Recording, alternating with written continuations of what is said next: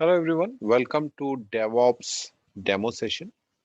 My name is Raman and I'm a DevOps professional.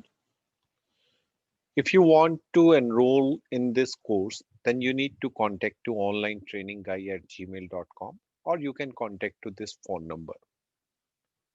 So let us talk about what is DevOps and why we need it and what are the topics is to be covered in the training. Okay, so DevOps, as you see this diagram, so in this diagram basically it indicates that the the software development life cycle. Actually basically what happens that the DevOps is meant for the SDLC only, software development life cycle. So when we are talking about the software development life cycle, so we basically talk about few things. So first thing is that we software development life cycle. So first we talk about planning. So what is the meaning of plan here? For example, you want to develop a software. First, you need to take the requirement. So when you take the requirement, that comes under the planning phase. Then next is the code phase. So in the planning phase, you can say you are taking the requirement, you are validating the requirement, you are talking to the customer, everything, right? So once it is done, then you want to develop that code. So next part is the coding. So developer starts writing the code. Once the code is developed, then it is to be built. Build means you are compiling the code. So here we are compiling the code. Once the code is compiled means you are creating, if you are a Java developer, you are creating a jar file. If you are a .NET developer, you are creating exe file, etc. Once the application is developed and built, then it is to be tested. Testing is basically used to validate the code which you have written, it is correct or not. So if you see this development portion, so here you can say planning, code, build, and test. So these comes under the category of the development. After the testing is done successfully, then it is to be released. Once it is released, then it is to be deployed to the production. And after that, operation team take care of that. And they need some monitoring tool to monitor that application is running fine, the servers on which it is running, or everything is running fine. So from release to monitor, so it comes under the operation category. So if you see this dark blue color, this indicates that it's a development environment, whereas this green boxes, these indicates that you are it's a operations part. Okay, all right. So this is how the DevOps works. So if someone say what is DevOps, DevOps is a process. DevOps is a culture. Okay, DevOps is an automation. So whenever we are saying that these everything is to be continuous or it is automatic, then it means we are talking about the DevOps. So DevOps is basically having lot of tools. So it does not matter that which tool you are using to achieve this DevOps process. But if your process, end-to-end process, means from you can say from once you put the code into the version control system and to monitoring, if it is end-to-end, it is automated, then it means this is a DevOps process. For example, if you are using a Maven build tool or you are using MS build tool, so these two are two different build tools, or you are using Ant. Okay, so it does not matter which tool you are using. The main purpose is that your process should be automated. Okay, but there are some tools definitely you need to learn about that tools. So once you learn about that tools, the tools which is highly demanded or industry wise it is widely used. So that tools we have covered. But for example, if you are learning in our syllabus that Maven, but it may be possible then when you are working in your company, you are using MS Build or Ant. Okay, but the process is same. Your target is that all the process should be automated. If you make end-to-end processes automated, it means you are using the DevOps process. Okay. So now let us see what are the different tools are used. Okay.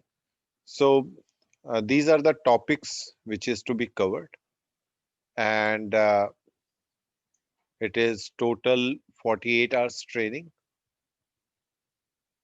So first tool which we are going to cover is Git and GitHub. So this is a version control system.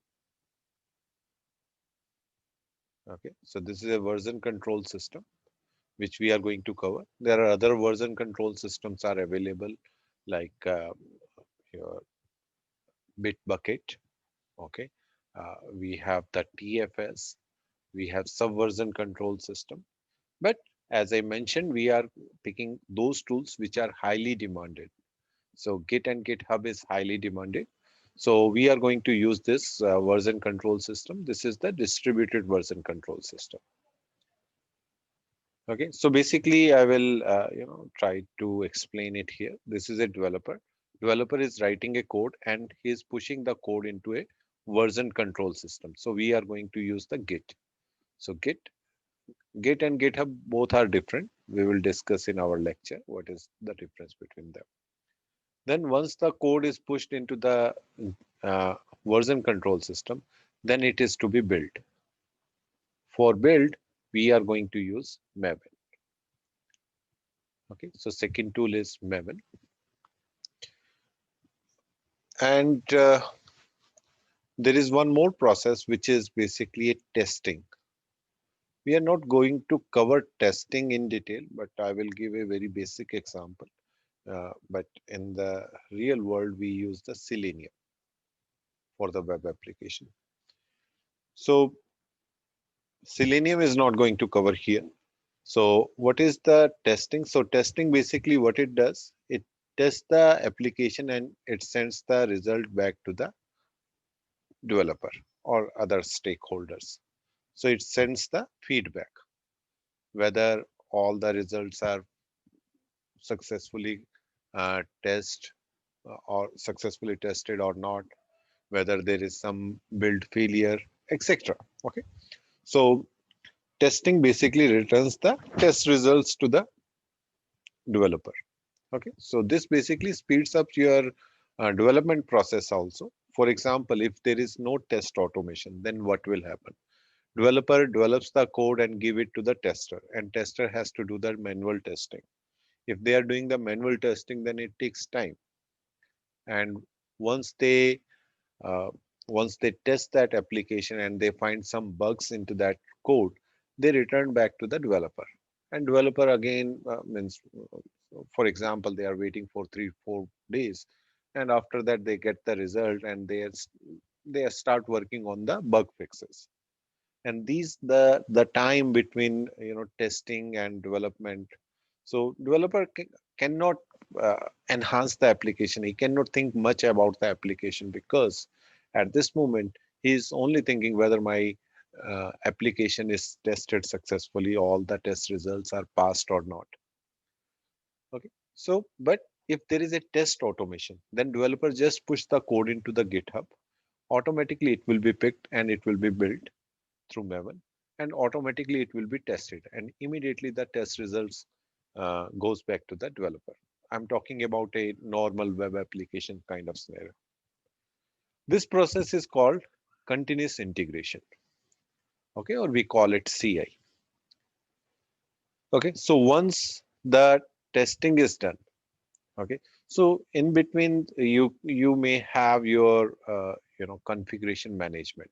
So we are going to use the configuration management tools like Puppet, Chef, and Ansible. So these are the configuration management tool. What is the meaning of configuration management?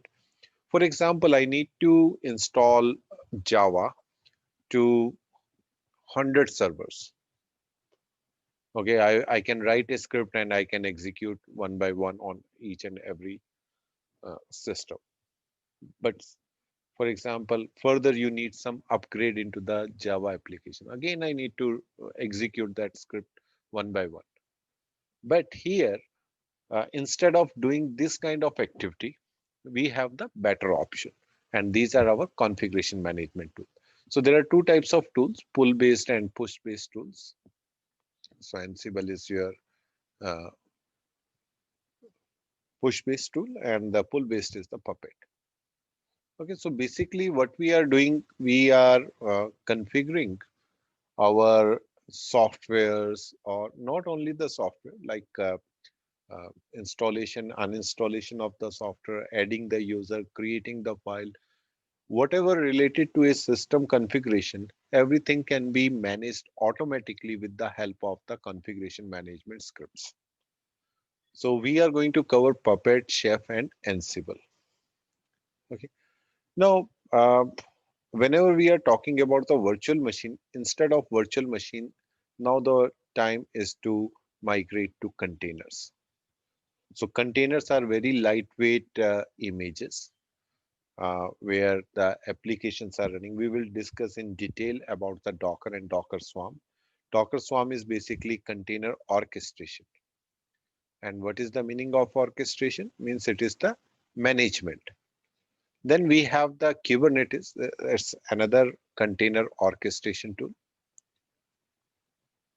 Okay, this is also container orchestration tool. Uh, so this is far better than the Docker Swarm, and we will have a details session on Kubernetes. So we are spending around 6 hours for Kubernetes only. Then we have Jenkins. Jenkins is basically CI/CD pipeline. So what is CI? CI I already explained to you. Developer put the code into the GitHub and it's automatically built, automatically tested. And once it is tested, then it goes to the uh, production or maybe staging, and from staging to production. But before moving to the production, what you do, you need some approval. Okay, your manager approval, ADM approval, someone's approval, you need it. So if there is any manual intervention is required, this is called continuous delivery. Continuous delivery.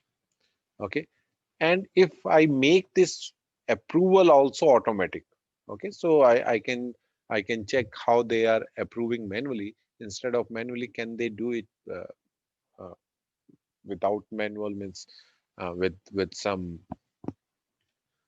can they do it with the help of the some automatic process? So that is called continuous deployment. So the difference between delivery and deployment is that delivery, there is a manual approval is required, but in the deployment, no manual approval, everything will be automatic.